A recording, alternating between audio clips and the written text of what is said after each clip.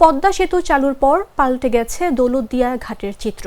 এখন ঈদ মৌসুমেও থাকে না সেই আগের মতো যাত্রী ও যানবাহনের লম্বা সারি।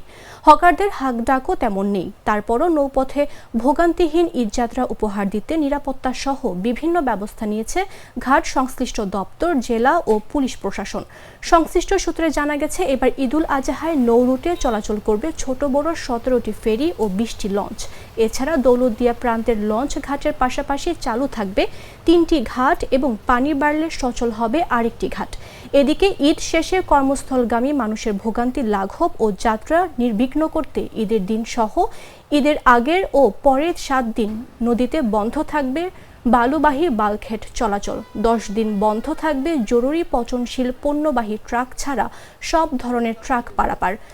সেই সঙ্গে চাঁদাবাজি, ছিনতাই, ডাকাতি, মলম পার্টি, যাত্রী হয়রানি ও অতিরিক্ত ভাড়া আদায় রোধেও থাকবে প্রশাসনের কঠোর নজরদারি।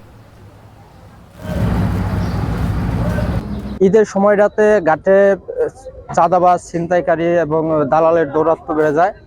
আশা করি বিগত দিনের ন্যায় এবছরও প্রশাসন গুরুত্বপূর্ণ ভূমিকা রাখবে। পর্যাপ্ত পরিমাণে লঞ্চ আছে, এখানে লঞ্চ থাকবে, যাত্রীরা যাতে নির্বিঘ্নে পারাপার হতে পারে। ঈদুল আজহা উপলক্ষে আমরা বিআইডব্লিউটিসি ইতিমধ্যে আমাদের প্রস্তুতি সম্পন্ন করেছি।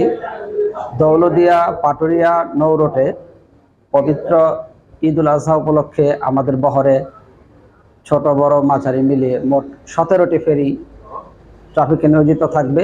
আমরা যাতে সুষ্ঠুভাবে এই ঈদ পালিত হয় সেজন্য অনেকগুলো ব্যবস্থাপনা করেছি।